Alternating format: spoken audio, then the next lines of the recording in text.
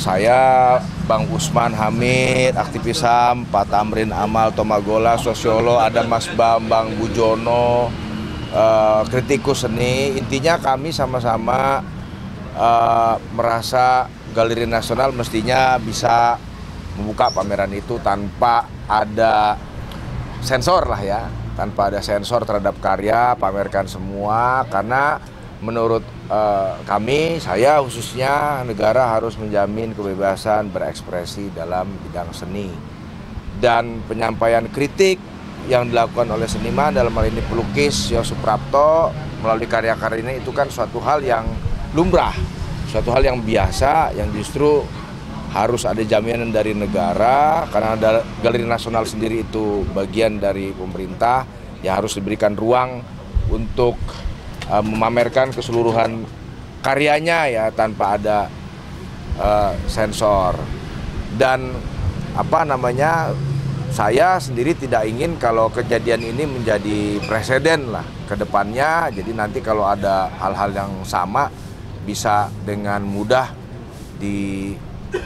dibatalkan, ditunda secara sepihak gitu ya, dengan alasan apapun. Jadi saya tidak ingin ini terjadi lagi ke depan, supaya kita bisa naik kelas lah dalam berdemokrasi. Dari saya seperti itu. Mungkin Bang Usman. Ya, pertama saya termasuk yang diundang lukisan Yosup Prapto, dan ketika mendengar pembatalan itu karena alasan sejumlah lukisan Yosup Prapto dipandang sensitif karena ada sosok tokoh politik yaitu mantan Presiden Joko Widodo di dalam lukisannya, saya langsung menyesalkan sekali penyensoran itu, karena negara telah meratifikasi Kovenan Internasional tentang Hak-Hak Sipil dan Politik. Ketentuan pasal 19 dari Kovenan Hak Internasional tentang Hak-Hak Sipil dan Politik menjamin kemerdekaan berekspresi dari setiap orang, termasuk seniman. Kebebasan untuk mendapatkan informasi, menerima informasi, menyebarkan informasi, dan juga gagasannya, baik melalui medium verbal, medium tulisan, maupun medium seni. Nah, medium seni ini termasuk kebebasan intelektual, kebebasan artistik untuk menyampaikan gagasannya. Nah, biasanya penyensoran atau pemberedelan karya seni hanya terjadi di negara-negara otoriter, di negara-negara totaliter. Misalnya, ada 3 alasan yang selalu digunakan oleh negara-negara totaliter. Yang pertama, karena mengganggu stabilitas politik. Kedua, karena mengganggu norma agama. Ketiga, karena mengganggu norma sosial ekonomi. Nah, tampaknya Indonesia belakangan ini memang tidak lagi dikategorikan sebagai negara dengan kualitas demokrasi yang baik, di mana kebebasan berekspresi dijamin. Kenapa?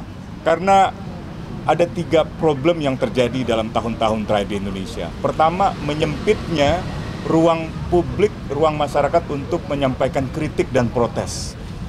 Demonstrasi direpresi, dikriminalisasi, perjuangan tanah kemudian digusur, ditangkap, diserang, dikriminalisasi, dan seterusnya. Yang kedua adalah merosotnya kebebasan untuk beroposisi. Banyak partai politik yang dilemahkan dengan dijadikan sandera di dalam kasus-kasus hukum.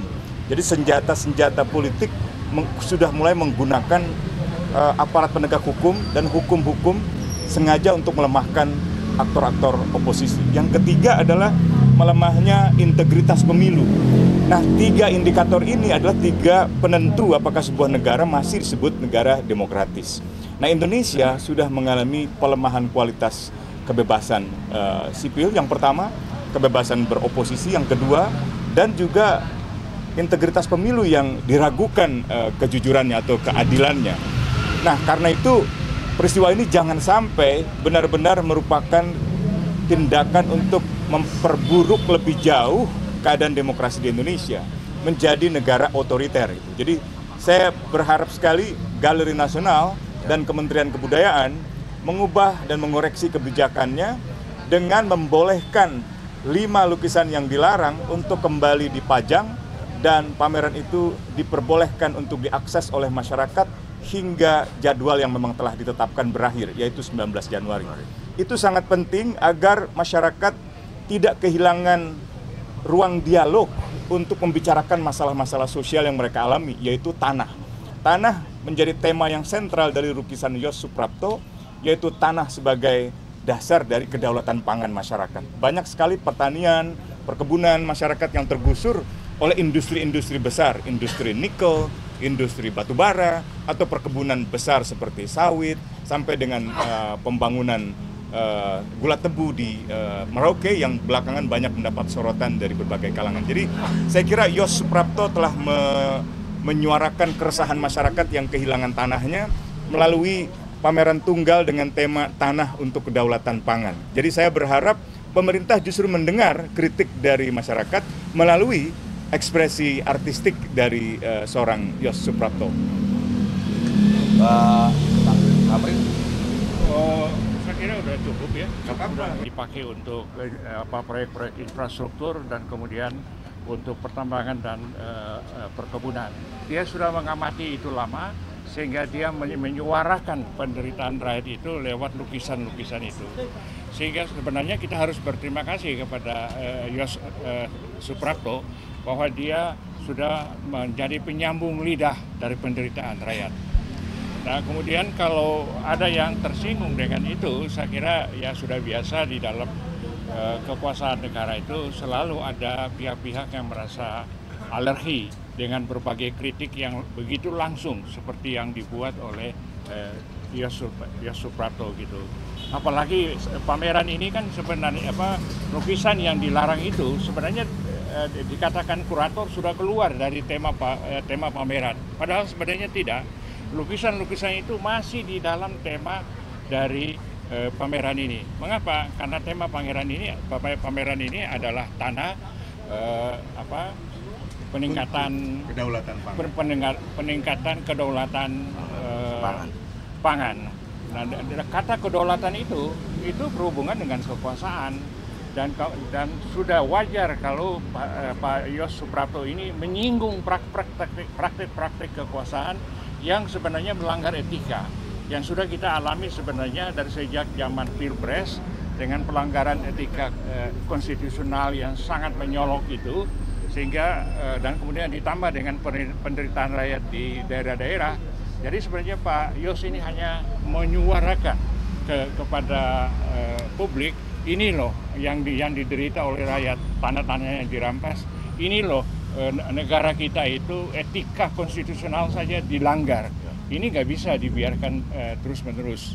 Jadi sebenarnya secara tidak langsung sebenarnya Pak Yos Suprapto mengajak masyarakat untuk ikut memikirkan apakah tata cara penyelenggaraan negara yang sejauh ini dalam 10 tahun terakhir ini sudah benar atau tidak, atau harus dikoreksi. Dan sebenarnya ujungnya kalau saya lihat adalah dia mengajak kita untuk mengoreksi tata cara penyelenggaraan negara yang sangat melanggar etika itu. Itu saja. Terima kasih. Ini kan mitra.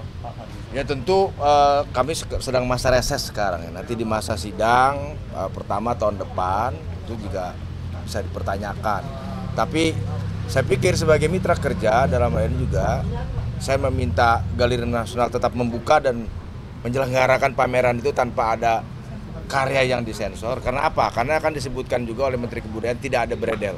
Maka jalan satu-satunya untuk membuktikan tidak ada pemberedelan karya yaitu dengan jalan membuka pameran tersebut dan tidak ada karya yang disensor atau diturunkan. Karena sekarang pun masih terpasang karyanya. Jadi ya satu-satunya jalan untuk membuktikan tidak ada pemberedelan, tidak ada sensor karya, tidak ada pembungkaman yaitu dengan cara membuka resmi pameran tersebut di Galeri Nasional dan biarkan karya tersebut dipajang, disaksikan oleh publik sampai dengan 19 Januari sebagaimana tanggal yang sudah ditentukan. Dan biarkanlah seni menjadi ekspresi para seniman menyuarakan kritiknya dan biarkanlah publik yang mendiskusikan, publik yang membicarakan karya-karya tersebut karena ini juga bagian dari edukasi kita dalam berdemokrasi. Saya pikir itu. Terima kasih.